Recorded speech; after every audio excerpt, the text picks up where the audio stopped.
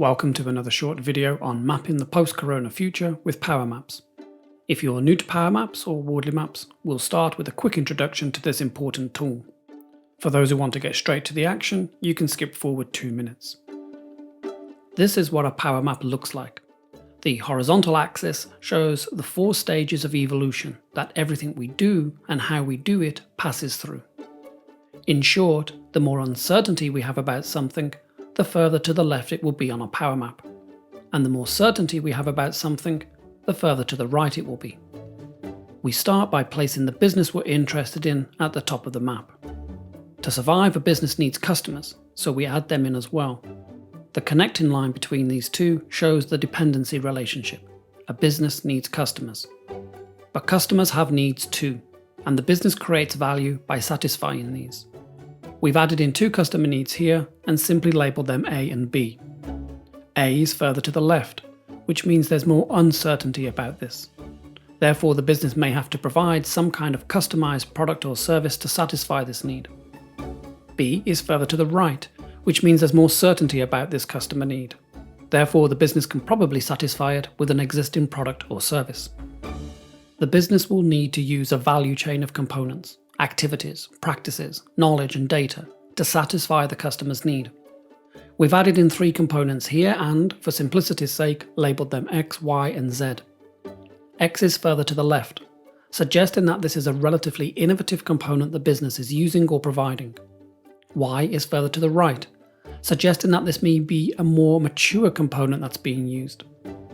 We can also see that X needs Z, which is a highly commoditized subcomponent, such as electricity or cloud computing. And this is a very basic power map, which we can now use to start exploring the future. Let's map the future of the restaurant business in a post-corona world. We put the restaurant business at the top of our power map. Businesses need customers to survive, so we add these in below. But customers also have needs, which the business must satisfy to create value. We've added in 2 of the most important customer needs here, the need for food and socializing. To provide food, the business needs a restaurant and the restaurant needs a physical space to operate in. And this physical location also serves as the venue for customers to socialize in. Cost and scale advantages had already seen many restaurants providing food deliveries to their customers. But many restaurants resisted this change due to inertia, which we show on the map as a thick black line.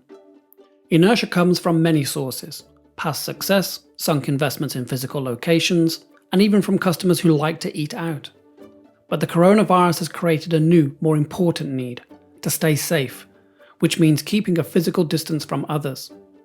This will force more of the industry to move towards delivery, and in turn capital, which is always looking for greater returns on investment, will flow into these new growth areas and the new practices that will emerge around it, which will accelerate the evolution of the entire industry. The efficiency advantages of delivery will reduce industry barriers to entry, which means new players will enter the market. These new players will not be burdened by the old ways of doing business. They will largely be free of inertia. Therefore, they will focus on ways to quickly satisfy the new needs customers will have in a post-corona world. And, unencumbered by expensive physical locations, these new players will have significant cost advantages over existing players. But many of today's successful restaurant businesses will not respond in time. They are stuck behind barriers of inertia. They will wait for the return of the old ways of doing business, rather than experimenting with the new. At first, they won't notice their business model being disrupted.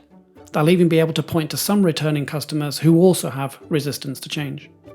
But you can't fight against evolution. By meeting new, emerging needs in a post-corona world more thoroughly, more quickly and more cost-effectively, the new players will attract more customers which, in turn, will attract more investment and further accelerate the disruption of the entire industry. The post-corona future of the restaurant business will belong to those that can see this and who start making smart moves now.